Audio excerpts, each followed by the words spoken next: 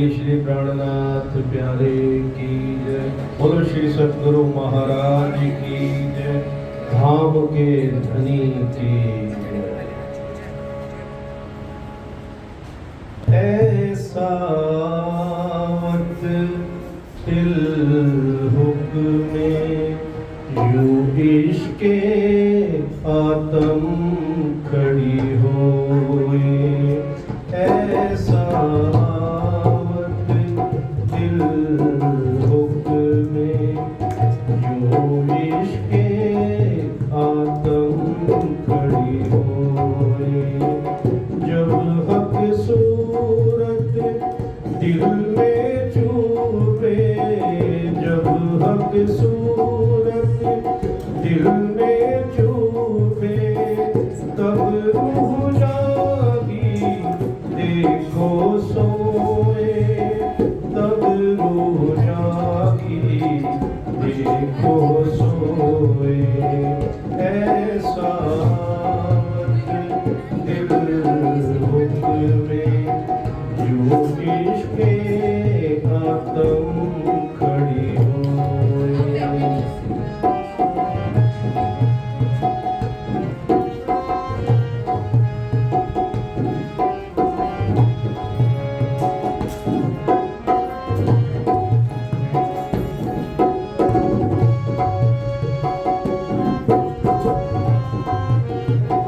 नींद उड़े रहना सुपना, नींद उड़े रहना सुपना, और सुपने में देखना हक मेहरी रंग जोश हुक में, मेहरी रंग जोश हुक में।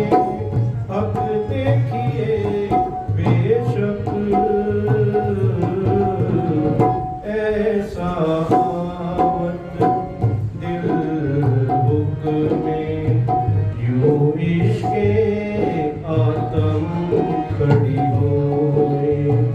जब हक सूरत दिल में चूबे, जब हक सूरत दिल में चूबे, तब रूह जागी देखो सोए, तब रूह जागी देखो सोए। ऐसा वक्त तिलहुक में यूं इश्के आत्म खड़ी होए। आत्म को फरामोश में भैयाड़ी नींद हुक्म, आत्म को फरामोश में भैयाड़ी नींद हुक्म। सो फिर खाड़ी तब हो रही, सो फिर खाड़ी तब हो रही। रूह दिल याद आवे कसम, रूह दिल याद आवे कसम। ऐसा वक्त तिलहुक में यूं इश्के आत्म खड़ी होए।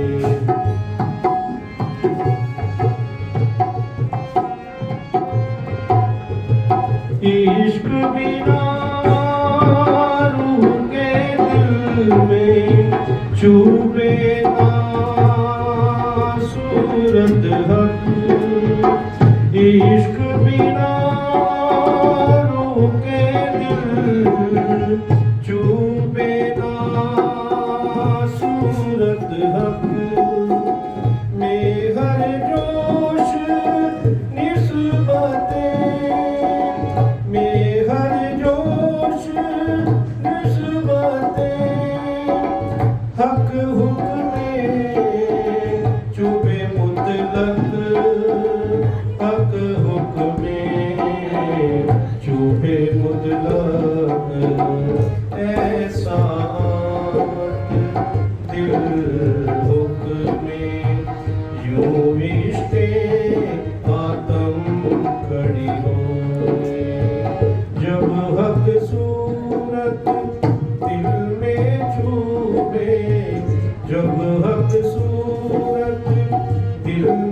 छूए तब रूह जागी देखो सोए तब रूह जागी देखो सोए ऐसा वक्त दिल हुक्मे यूं इश्क़े आदम खड़ी होए।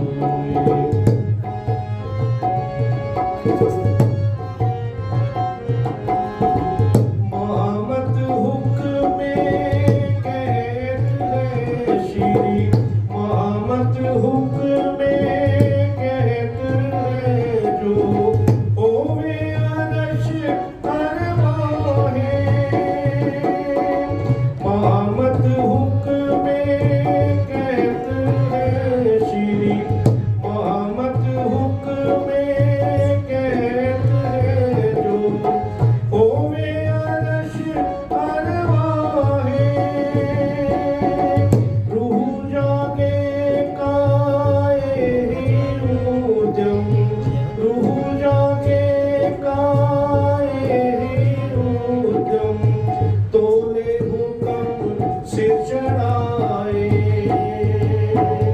तोले हुक्म सिर चढ़ाए ऐसा वक्त दिल हुक्मे यूं इश्क़े आदम खड़ी होए यूं इश्क़े आदम खड़ी होए। बोले श्री प्राणनाथ प्यारे की जय। ये भी खरीदे वो भी खरीदे ये भी लें वो भी लें। इच्छा कभी मरती नहीं है। तो इच्छा के साथ हम सामान बटोरे जा रहे हैं, घर में भरे जा रहे हैं। घूमने की इच्छा, खाने की इच्छा, पहनने की इच्छा, यार दोस्तों से बातें करने की इच्छा। कभी इच्छा पूरी होती ही नहीं है, अधूरी की अधूरी रहती है। फिर तृष्णा, आप देखिए, तृष्णा न जीर्णा भयमेव जीर्णा, हमारे नीति शास्त्र कहते हैं। मनुष्य वृद्ध हो जाता है, जीर्ण हो जाता है, पर तृष्णा जवान की जवान है, फिर भी तृष्णा बनी रहती है। इच्छा और तृष्णा दोनों एक जैसी है, शब्द अलग अलग हैं, पर उनका कार्य एक जैसा होता है। इच्छा भी अधूरी रहती है, तृष्णा भी अधूरी रहती है। तो कई कई लोग बुढ़े बीमार हो जाते हैं, फिर वे जाने से कहते हैं ये भी इच्छा पूरी नहीं हुई, ये भी तृष्णा पूरी नहीं हुई, ये भी काम अधूरा रहा, वो भी काम अधूरा रहा। तभी नीतिकारों ने कहा तृष्णा न जीर्णा वयमेव जीर्णा, भोगा न भुक्ता वयमेव भुक्ता, तपो न तप्तम वयमेव तप्ता, कालो न यातो वयमेव याता, तृष्णा न जीर्णा वयमेव जीर्णा कहते हैं। कभी कभी हम लोग सोचते हैं कि हम भोगों को भोगेंगे, पर वास्तव में वो होता यह है कि भोगों के द्वारा हम भोगे जाते हैं। कभी हम सोचते हैं कि हम खाना खाएंगे, पर होता ऐसा है कि खाते खाते हम ही बीमार हो जाते हैं। भोगों ने ही हमको भोगा, हमने भोगों को नहीं भोगा। इसी तरह से हम कभी कभी क्या सोचते हैं कि भोगा न भुक्ता वयमेव भुक्ता, तपो न तप्तम वयमेव तप्ता, हम तपस्या करेंगे ऐसा सोचते हैं। पर जब तपस्या करने, निज नाम जपने, ध्यान लगाने बैठते हैं तो इतनी सारी चिंताएं आकर के हमको तपाने लगती है। नई नई चिंताएं, नई नई सोच, पुराने पुराने दुश्मनों की यादें, पुरानी पुरानी घटनाएं। जब ध्यान में बैठे हैं, जब जप कर रहे हैं, राज्य का सुमिरन कर रहे हैं, ऐसे समय में तप करने बैठे, परंतु चिंताओं ने ही हमें तपा दिया।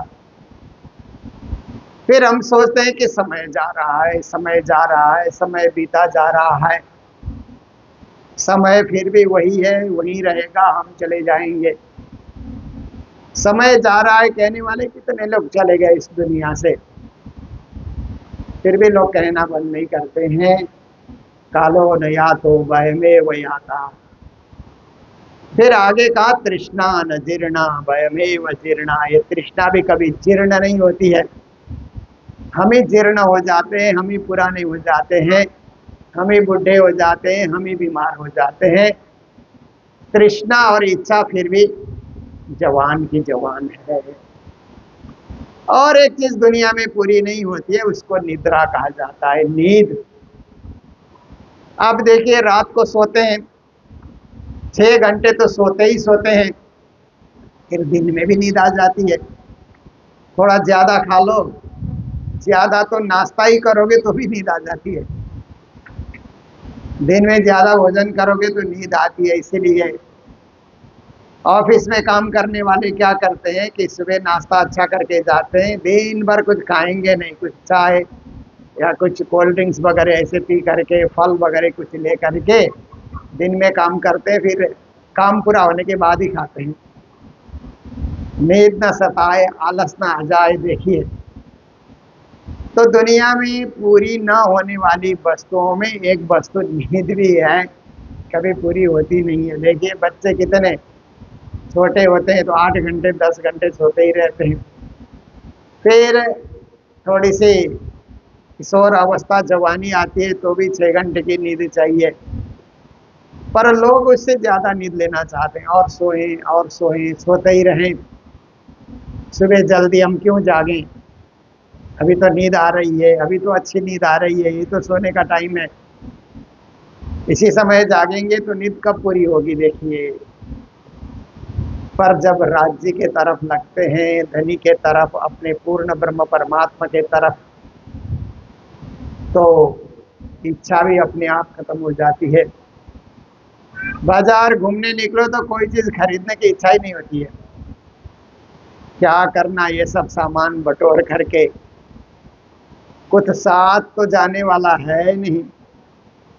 ये सब चीजें लेकर के हम परम धाम तो जाएंगे नहीं, यहीं अटके रहेंगे सामानों के पीछे, मन इसी में लगा रहेगा। इसीलिए चीजों को बटोर करके क्या करना। तो आप देखिए इच्छा भी मर गई, किसी चीज को लेकर के तृष्णा भी नहीं होगी कि हमें चाहिए चाहिए। क्या करेंगे, जब धाम धनी के तरफ लगते हैं तो नहीं चाहिए, कुछ नहीं चाहिए। लोग कोई मोह दिखाते हैं, कभी कभी तो कुछ लोग गिफ्ट देते हैं ना, जब हम राज्य के हो जाते हैं कहते हैं गिफ्ट भी हमें नहीं चाहिए, मत दीजिए, हमें जरूरत नहीं है। जब तृष्णा और इच्छा मर जाती है तो सामानों की कोई जरूरत पड़ती ही नहीं है, सीमित सामान में हम गुजारा कर लेते हैं। और नींद भी कम आती है जब राज्य के तरफ हम हो जाते हैं ना, तो रात को भी 9 बजे 9:30 बजे राज्य की पौड़ावनी नहीं हुई है, राज्य नहीं सोए हैं, तो हम क्यों सोएंगे। हम राज्य की अंगना हैं, सखी हैं, तो हमारे प्रियतम को पहले विश्राम करना चाहिए। क्योंकि सेवक धर्म क्या कहता है कि स्वामी पहले फिर हम पहले और स्वामी बाद में, ऐसी बात नहीं होती है। तो परब्रह्म परमात्मा को हमने स्वामी माना, धनी माना, परमात्मा पुरुषोत्तम माना, प्राणनाथ माना, तो उनका विश्राम पहले फिर मेरा विश्राम। और मेरी जागृति पहले फिर उनकी जागृति, हम पहले जागे ताकि उनकी सेवा कर सकें। तो सुबह नींद भी जल्दी खुल जाती है, क्योंकि राज्य का जागने का समय हो रहा है, तब तक हम जाग करके नहा धो करके तैयार हो जाएं। तो देखिए कि नींद भी अपने आप कम हो गई, तृष्णा और इच्छा भी सब अपने ठिकाने चले गए। तभी श्री जी महाराज ने गुण फिरावे प्रकरण में इन चीजों को सही दिशा देने की बात कही है। तो आज जो प्रसंग चल रहा है ये गुजराती का प्रकरण चलता आ रहा है, कई दिनों से हम चला रहे हैं।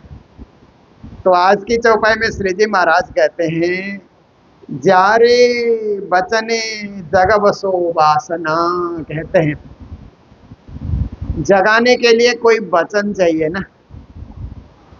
जैसे आप देखिए वचन नहीं है तो कोई आवाज चाहिए, फिर इसलिए हम लोग मोबाइल में सुबह की घंटी लगा देते हैं ना, जागने के लिए थोड़ी सी घंटी की आवाज। और पहले पहले समय में जब घड़ी नहीं होती थी घरों में, ऐसे जमाना भी तो हम लोगों ने देखा है ना। आज के बच्चों को कहें तो आश्चर्य करेंगे, परंतु हम लोगों ने ऐसा समय भी देखा कि सबके घरों में घड़ी नहीं होती थी। तो माता पिता उठो उठो, उस समय 3-4 बच्चे होते थे, किसी किसी घर में तो 6-8, इतने 10 बच्चे भी होते थे। तो नाम लेकर के माँ बुला रही है ना, श्याम उठो, राम उठो, घनश्याम उठो। तो जब जिसका नाम आता है उसकी जाग आ देती है, तो जाग जाता है उसका नाम लेते ही। और उसका नाम न लिया जाए तो सोता ही रहेगा, पर जब उसका नाम आता है तो फट से जाग आ जाती है। तो श्री प्राणनाथ जी महाराज भी यहाँ में समझा रहे हैं कि जारे वचने जग बसो वासना, कहते हैं ये जो वचन है, ये वाणी है, इसमें भी आपका नाम आ रहा है। ब्रह्म सृष्टि, सुंदर सात, सखी, ये जो शब्द है ये आपका ही नाम है, आपका ही संबोधन है। तो जब जब ये वाणी हम पढ़ते हैं, वाणी हम सुनते हैं, वाणी का पारायण हम करते हैं, तो हमारी वासना, हमारी आत्मा जाग जाती है कि ये मेरे लिए है, ये आवाज मेरे लिए है, ये शब्द मेरे लिए है, ये इशारा मेरे लिए है। ऐसा करके हमारी वासना या आत्मा जाग जाती है। प्यारे आप अलख सो प्रकाश, फिर श्री जी महाराज कहते हैं जागने के बाद स्वयं की भी पहचान हो जाती है। जब तक हम नींद में होते हैं तो स्वयं की पहचान भूले हुए रहते हैं ना।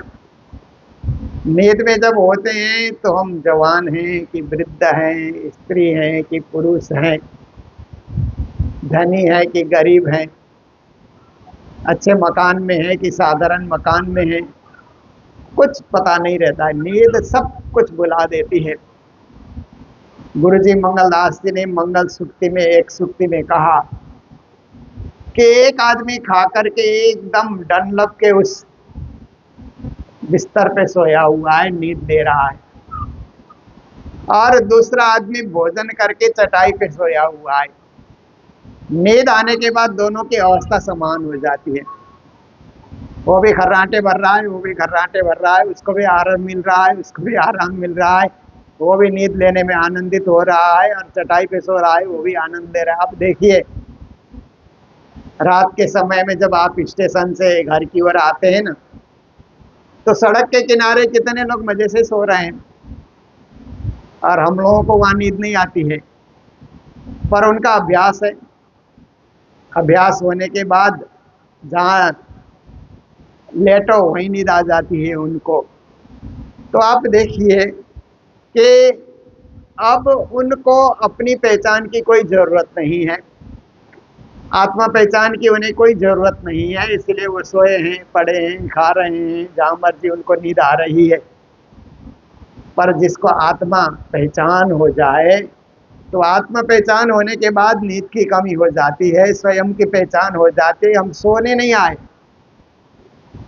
श्री जी ने एक जगह कहा ना, नहीं भेजे सोवन को, आपको सोने नहीं भेजा है, जागने भेजा है, इसलिए आप जागो और अपने परम पद को पाओ। तो कहते हैं कि प्रकाश, जब जागते हैं तो प्रकाश दिखलाई देता है, आंख बंद करेंगे तो अंधेरा दिखलाई देता है, और जागते ही प्रकाश दिखलाई देता है। जब प्रकाश दिखलाई देता है तो हम सोचते हैं अरे दिन का उदय हो गया, सूर्योदय का समय हो गया, उठो उठो, ऐसा करके प्रकाश देखते ही। इसी प्रकार से जब ये वाणी हम पढ़ते हैं तो तारतम का प्रकाश यहाँ दिखलाई देता है। वो प्रकाश हमारे लिए, राज्य ने तारतम का प्रकाश हमारे लिए भेजा, ऐसा पूर्ण विश्वास हो जाता है, और प्रकाश के मार्ग की ओर हम चल पड़ते हैं। फिर अंधकार की ओर, अज्ञान की ओर, अविवेक की ओर हम जाते ही नहीं हैं। सत ज्ञान, सत शास्त्र, सद उपदेश, सन्मार्ग, उस ओर हमारी यात्रा प्रारंभ हो जाती है। तो कहते हैं कि प्यारे पार ब्रह्मनो पार थके, फिर आपको पर ब्रह्म, परे से परे जो पर ब्रह्म परमात्मा रहते हैं वो प्रकाश वहां तक आपको दिखलाई देता है। धनी का प्रकाश, राज्य का नूर कहते हैं ना, नूर को रूप स्वरूप अनूप है, नूर नैना नीलवट नासिका, नूर राज्य महाराज का तो स्वरूप नूर का बना हुआ है, उनके नयन भी नूर के हैं, नासिका भी, सब अंग अंग अंग नूर से परिलक्षित हो रहे हैं। उसी नूर को संस्कृत में चिन्मय कहा जाता है, चैतन्यमय स्वरूप है ना श्रीराज जी।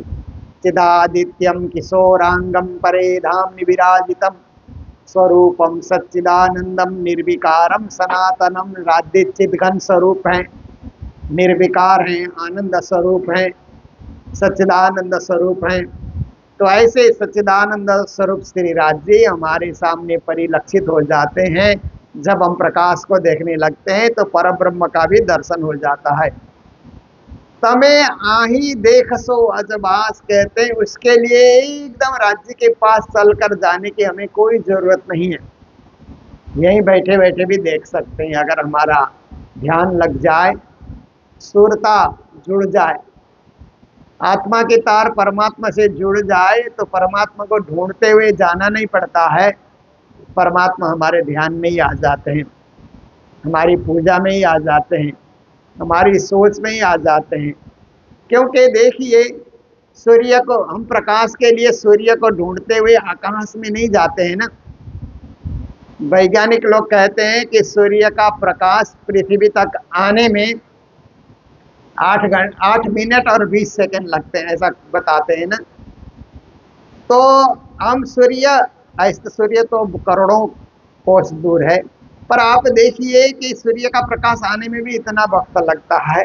तो आप देखिए कि हम सूर्य को ढूंढते हुए उधर नहीं जाते हैं, सूर्य की किरणें हमें ढूंढते हुए आती है अपने आप हमारे घर में, हमारे खिड़की से अंदर, हमारे बिस्तर तक, हमारे रसोई घर तक, हमारे सिटिंग रूम तक। देखिए किरणें ढूंढ ढूंढ करके प्रकाश देने के लिए, हमें उजाला देने के लिए अपने आप किरणें आती है। ऐसे राज्य की कृपा भी अपने आप आती है।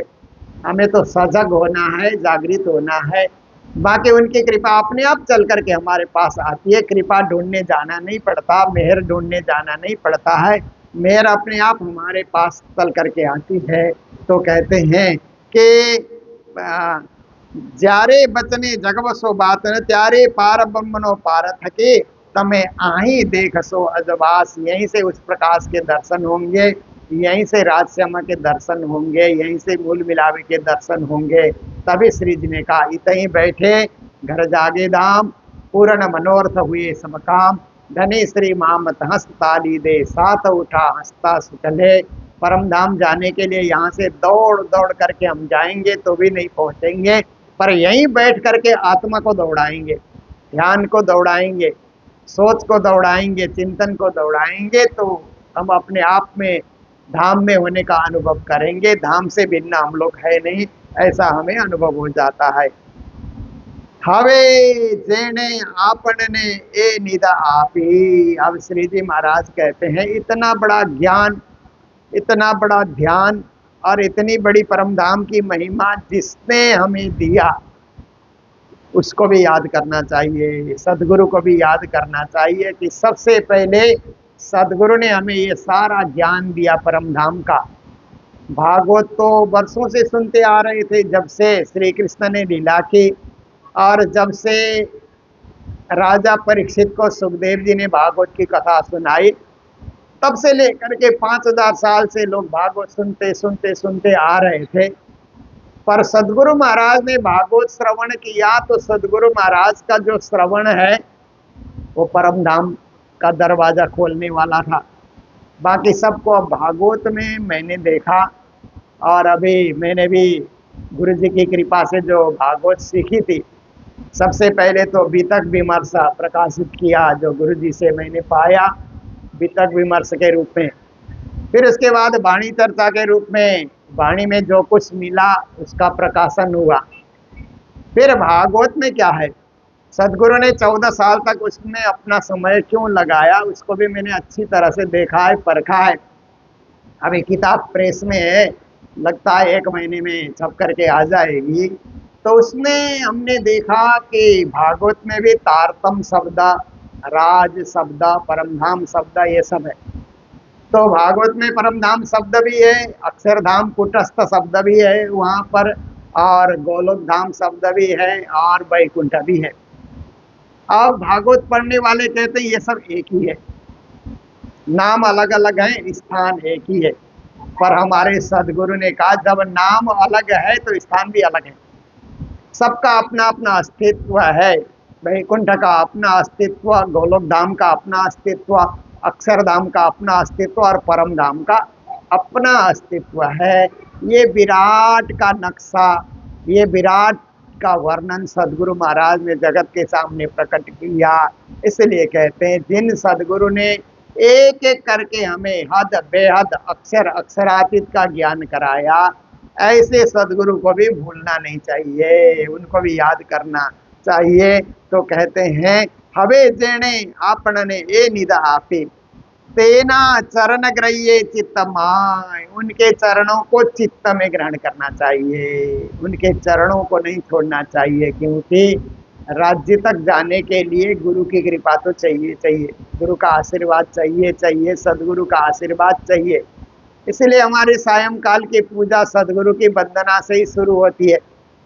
और वंदो सतगुरु चरण को करूं सुप्रेम प्रणाम, अशुभ हरण मंगल करण श्री देवचंद्र जी नाम। श्री देवचंद्र जी को दर्श दियो जो है पूर्ण रूप, तारतम्य को तत्व कयो हृदय बैठ स्वरूप।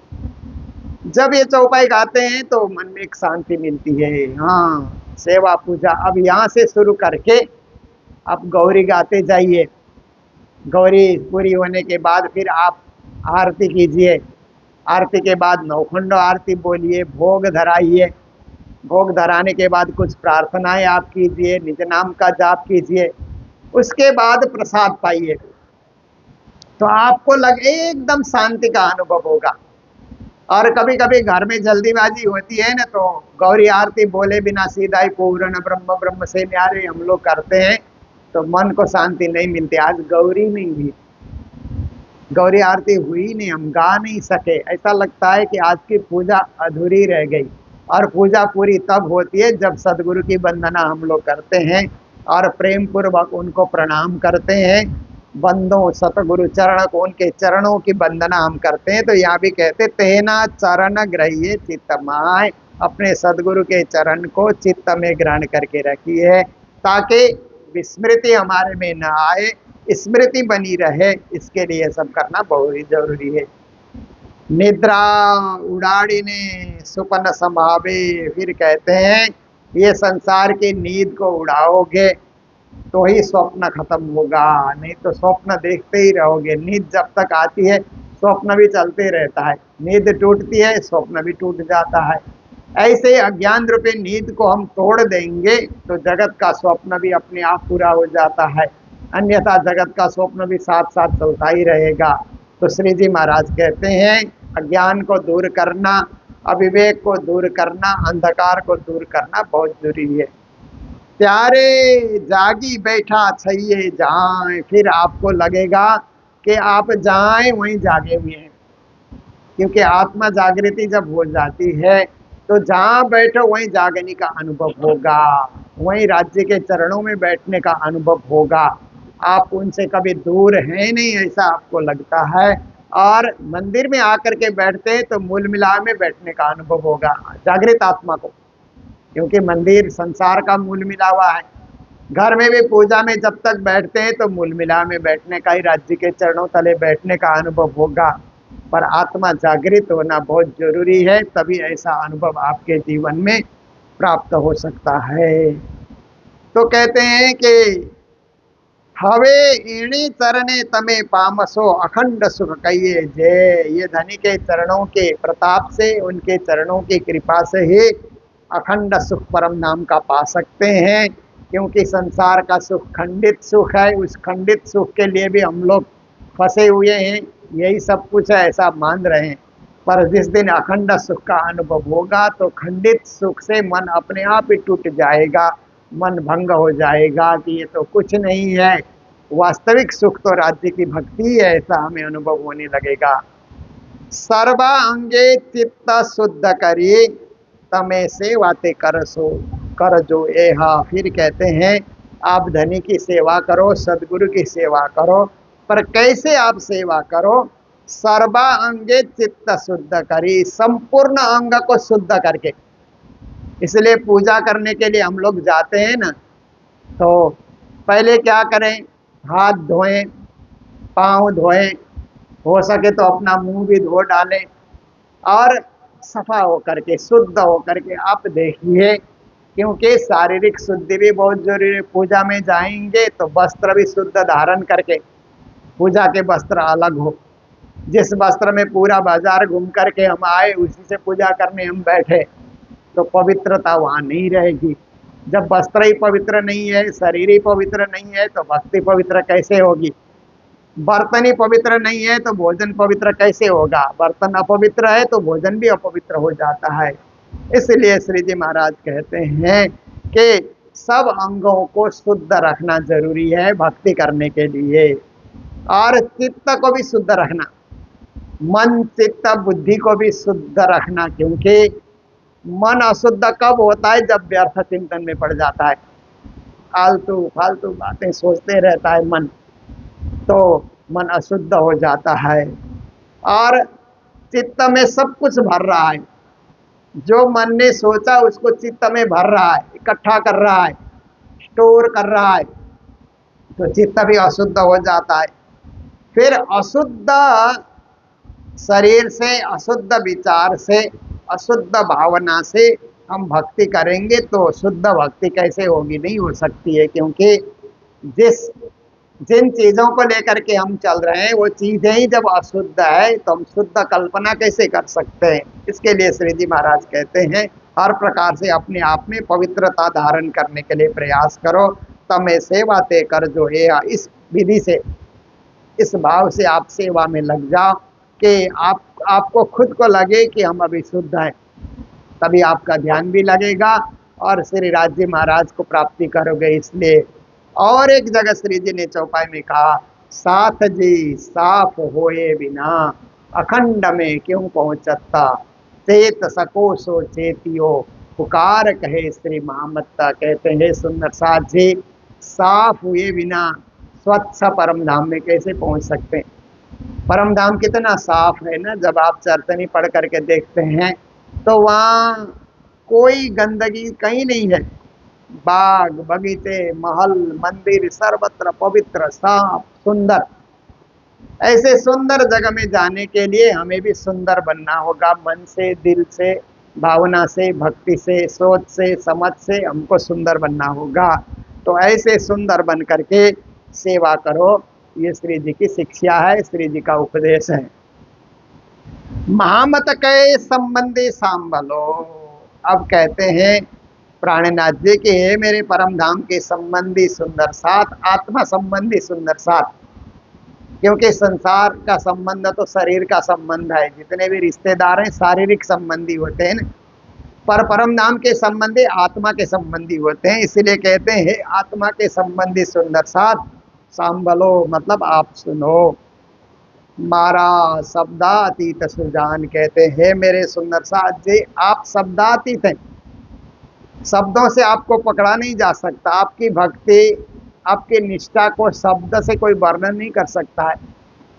जैसे कोई सुंदर सा आप देखिए एकदम भाव भक्ति में डूबा हुआ है, उस सुंदर साथ की प्रशंसा करनी हो तो हम इतना ही बोल सकते हैं कि आप बहुत अच्छे हैं, पर उसमें जो अच्छाई है एक शब्द से हम उसकी व्याख्या नहीं कर सकते हैं, वो शब्द हमारे छोटे हो जाते हैं। शब्दातीत की व्याख्या शब्द में हम कैसे करें?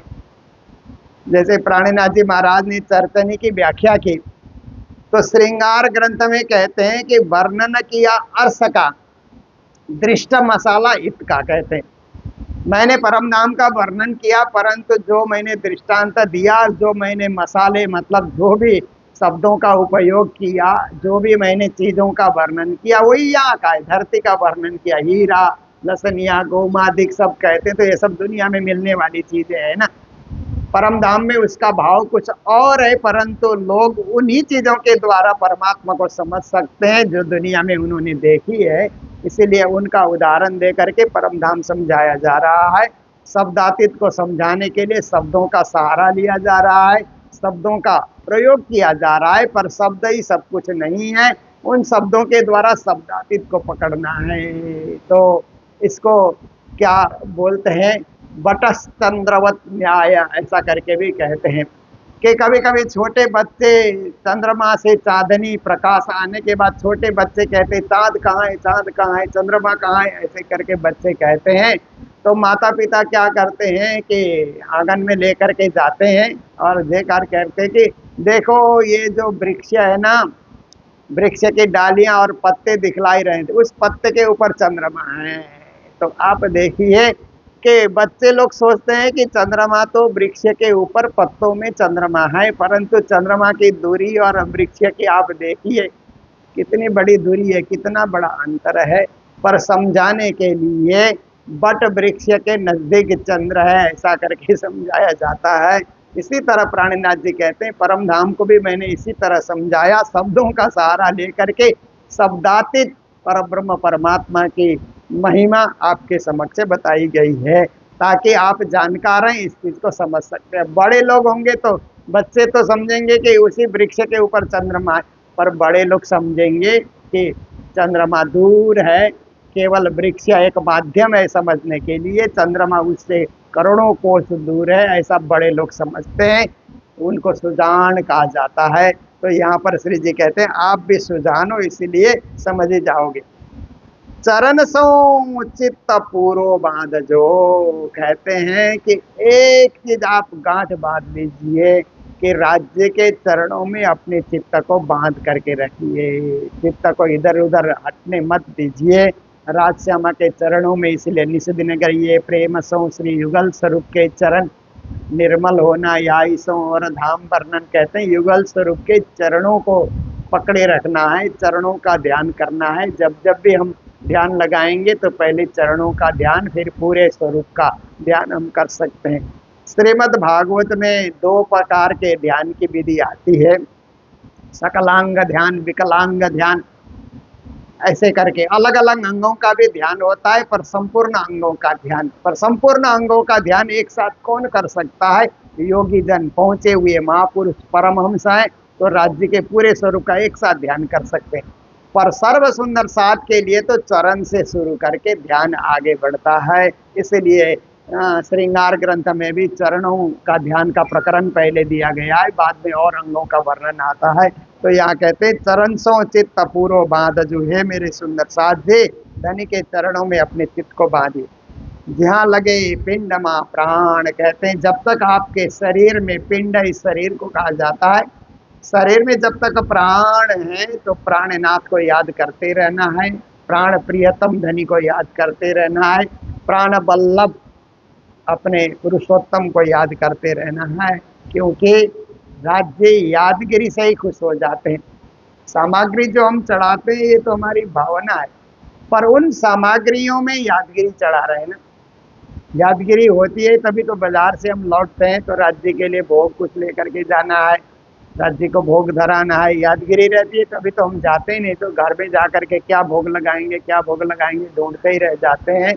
और कई कई लोगों को आप देखिए तो एक ही चीज रोज भोग लगाते रहते हैं ना, क्योंकि उनको बाजार में यादगिरी नहीं आती है। पर आपको यादगिरी आई तो आज ये फल लेकर के जाएंगे, आज ये फूल लेकर के चढ़ाएंगे, आज ये वस्त्र चढ़ाएंगे, आज ये अगरबत्ती लेकर के जाएंगे, आज ये चंदन चढ़ाएंगे, वो सब उनको जरूरत नहीं है, पर उसमें उनकी याद बड़ी आती है। और उसी याद के द्वारा कहते हैं कि जब तक प्राण न निकले तब हम उनको याद करते रहें, राजश्यामा राजश्यामा राजश्यामा करके उनको याद करते रहें, ताकि उस यादगिरी के चलते प्राण निकल जाएं तो राजश्यामा के चरणों में जा करके पहुँचे, कहीं अटके नहीं, भटके नहीं, कोई व्यवधान न डाले, कोई रुकावट न डाले, सीधे प्राण निकल करके उस धनुष से तीर निकल करके लक्ष्य में पहुंचने की भांति शरीर से आत्मा निकल करके मूल मिलावा रूपी लक्ष्य में जा करके पहुंचे। यही शिक्षा श्री जी महाराज हमें इन चौपाइयों के माध्यम से प्रदान कर रहे हैं और आज का प्रसंग भी हमारा यहीं पूर्ण होने आ रहा है। आप सब लोग प्रातः काल से ही पंच अखंड पारायण में संलग्न हैं और बहुत सुंदर रीत से पारायण का कार्यक्रम चल रहा है। ये अखंड पारायण दिन में भी पढ़ना है, रात्रि को भी पढ़ना है। चरण सो चित्त पूरा बांध, जो इस प्रकार से राज्य से चित्त बांध करके पढ़ते रहना है। तो कल भी दिन भर ऐसा कार्यक्रम चलेगा। कल रात्रि को भजन संध्या है इस टाइम, तो शायद कल चर्चा नहीं होगी, पर भजन संध्या में हम लोग 2 शब्द वहाँ पर बोल सकते हैं। तो जो भी कार्यक्रम निश्चित है उसी हिसाब से हम लोग चलेंगे। और परसों पूर्णाहुति और इस जयंती कार्यक्रम का समापन भी यहाँ पर होगा। सब कार्यक्रम में आप लोग बढ़ चढ़ करके भाग लें। इन्हीं शब्दों के साथ चौपाई दोहराते हुए अभी के प्रसंग को विराम दे रहे हैं। बोलो सतगुरु महाराज की, श्री प्राणनाथ प्यारे की, सर्व सुंदर साथ की। महामत कहे संबंधी सांबलो,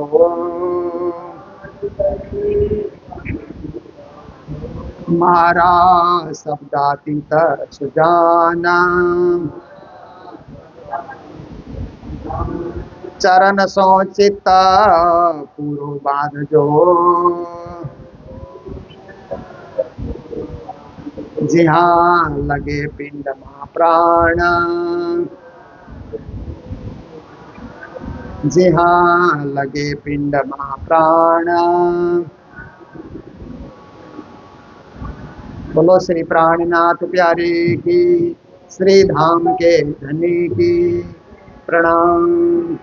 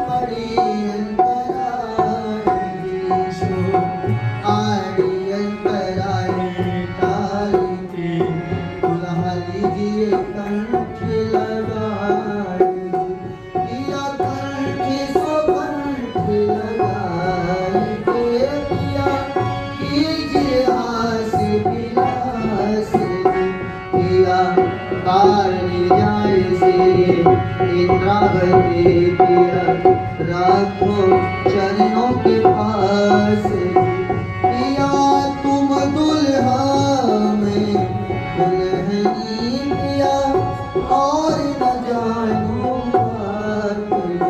पिया इस सेवा करूं पिया, शबनम को सदा सुख दाता धनी में, क्या कहूँ इन बात से।